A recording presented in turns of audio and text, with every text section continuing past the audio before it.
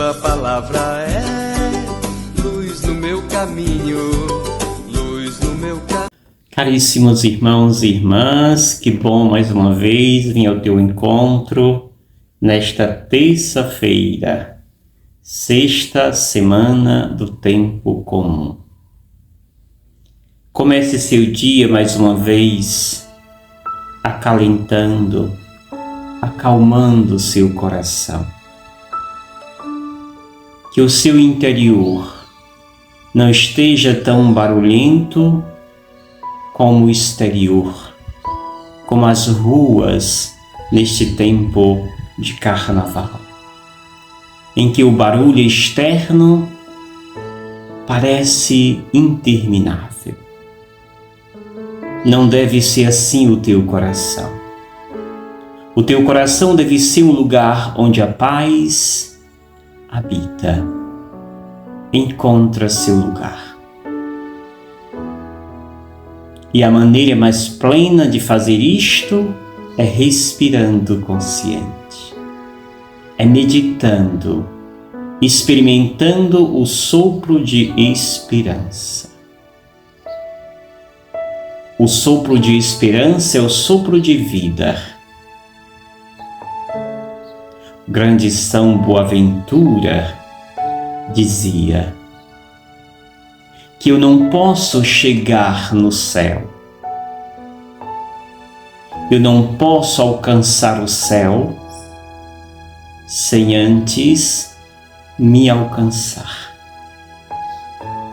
Eu não posso conhecer o céu sem antes conhecer quem sou eu. Como se comporta o meu coração, como se comporta o meu interior. Como devo desejar chegar ao segundo patamar, que é o céu, sem antes chegar ao primeiro patamar, que sou eu mesmo. A nossa luta constante deve ser esta: primeiro experimentar, conhecer e dominar esta primeira instância, eu mesmo. Quando então eu me conhecer plenamente, terei como chegar e acessar o céu. O texto que hoje a Igreja nos oferece a meditar é mais uma vez Marcos, capítulo 8, versículos 14 ao 21. Naquele tempo, os discípulos tinham se esquecido de levar pães. Tinham consigo na barca apenas um pão. Então Jesus os advertiu: prestai atenção e tomai cuidado com o fermento dos fariseus e com o fermento dos fariseus e com o fermento de Herodes. Os discípulos diziam entre si: é porque não temos pão. Mas Jesus percebeu e perguntou-lhes: por que discutis sobre a falta de pão? Ainda não entendeis nem compreendeis? Vós não tendes o coração endurecido? Vós tendes o coração endurecido? Tendo olhos, vós não vedes, e tendo ouvidos, não ouvis? Não vos lembrais de quando repartis 5 pães para 5.000 pessoas? Quantos cestos vós recolheste cheio de pedaços? Eles responderam, 12. Jesus perguntou: e quando reparti 7 pães com 4.000 pessoas, quantos cestos vós recolheste cheio de pedaços? Eles responderam, 7. Jesus disse: e vós ainda não compreendeis? Palavra da salvação. Glória a vós, Senhor. Amados irmãos e irmãs, seguimos o contexto do Evangelho de ontem. Estamos depois daquele segundo momento da partilha dos pães que faz Jesus com aquela multidão. Depois, ontem nós víamos Jesus que diz aos fariseus: nenhum sinal farei a vocês. Entra na barca e vai embora. E hoje, Jesus estando ainda ali nesse contexto com seus discípulos, o texto traz esse contexto de que os discípulos não tinham levado pães para esta viagem, tinha apenas um pão. E nesse contexto, o evangelista coloca na boca de Jesus, que diz, diante daquela provocativa dos fariseus, que nós víamos ontem, Jesus diz: prestai atenção e tomai cuidado com o fermento dos fariseus e com o fermento de Herodes. Qual é o fermento dos fariseus e de Herodes?